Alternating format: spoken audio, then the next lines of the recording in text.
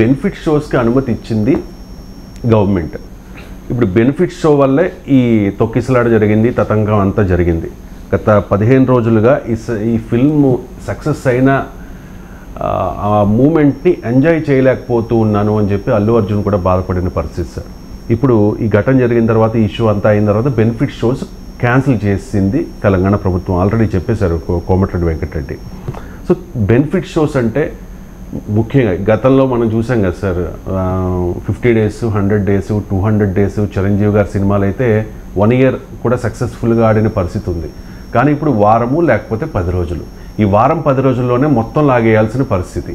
So benefit shows రద్దు చేయడం వల్ల తీవ్రంగా ప్రభావం ఉంటుంది. అంటే ఇది కరెక్ట్ అంటారా? కానీ ఎవరికి బెనిఫిట్ అది? బెనిఫిట్ షోస్ తీసేయడం వల్ల ఎవరి బెనిఫిట్ కొరకు షో అనుమతిస్తున్నారు? అది సినీ హీరోస్ అండ్ యూనిట్. అంటే what about benefit of the viewer? వ్యూవర్కి బెనిఫిట్ బెనిఫిట్ షో ఉండద్దా? వ్యూవర్కి బెనిఫిట్ షో ఉండాలి కదా. పోనీయండి, మీకు భారీ బడ్జెట్తో తీసాం కనుక మాకు ఎక్కువ డబ్బులు పెట్టుకొని బెనిఫిట్స్ ఇవ్వండి. నేనేమంటున్నా అంటే ఒక 3 నెలల తర్వాత మీ డబ్బులు మీకు వచ్చినాక ఒక పౌరుల కోసం ఒక బెనిఫిట్స్ అయ్యి తక్కువ రేటుకు. అంటే ఇప్పుడు 300 రూపాయలు మీరు 1200 అమ్ముకుంటున్నారు ఫస్ట్ వీక్లో కదా. ఒక 3 నెలల తర్వాత 300 రూపాయలు పెట్టి బెనిఫిట్స్. నా ప్రతిపాదన ఇంతవరకు ఎవరు అడగలే ఈ ప్రతిపాదన నాకు తెలిసినంతవరకు. మరి why benefit show only for the film industry?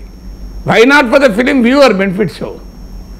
మీరు 300 రూపాయలు 1200 రూపాయలు మొదటి వారంలోనే కలెక్షన్ రావాలని పెట్టుకుంటున్నారు కదా.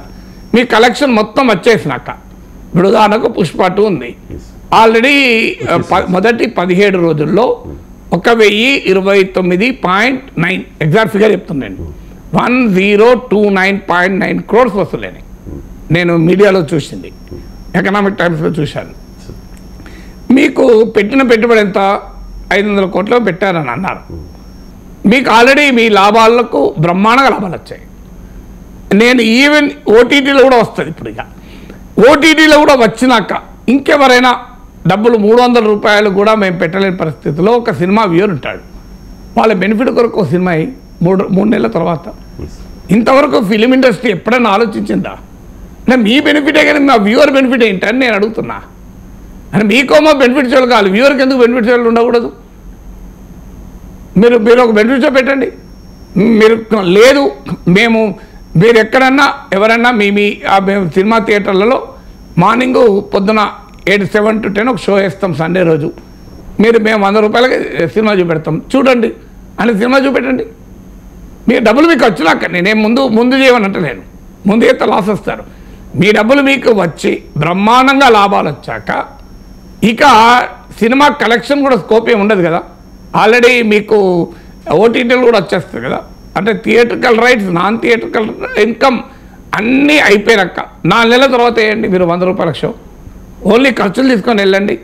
థియేటర్లు, సినిమా వాళ్ళు అందరూ కలిసి ఒక నిర్ణయానికి వచ్చి మనం బతుకుతున్నది వ్యూవర్ మీద ఆధారపడి, మనము జీవిస్తున్న వాళ్ళ మీద కనుక 300 రూపాయలకు కూడా డబ్బులు చెల్లించలేని వాళ్ళ కొరకు ఒక 6 నెలల తర్వాత 3 నెలల తర్వాత నేను తక్కువ రేటుకు షో వేస్తా అని అనండి. Why benefit only for film producers?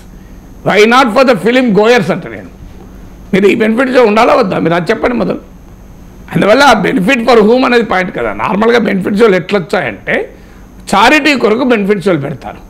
అంటే ఒక కాజ్ కొరకు, ఒక బాల కార్మికుల సంక్షేమం కొరకు బెనిఫిట్ షో పెడతారు, లేదు ఒక అనాథాశ్రయాల కొరకు బెనిఫిట్ షో పెడతారు.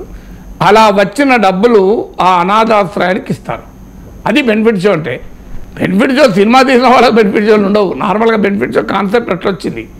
లేదంటే ఏదో ఒక సోషల్ యాక్టివిటీ, ఒక చారిటీ యాక్టివిటీ, లేదు కొంతమంది పెద్దలు సినిమా రంగంలో విశేషమైన సేవలు అందించి ఆర్థికంగా ఇబ్బందులు పడుతున్న వ్యక్తి ఉన్నారనుకోండి, వాళ్ళ సంక్షేమం కొరకు బెనిఫిట్ షో పెట్టచ్చు. కానీ బెనిఫిట్ అనేది ఫిలిం ఇండస్ట్రీ, ఫిలిం ఓనర్ కొరకు, ఫిలిం ప్రొడ్యూసర్ కొరకు బెనిఫిట్ షో పెడితే ఫిలిం గోయర్ కొరకు కూడా బెనిఫిట్ షో పెట్టాలంట నేను.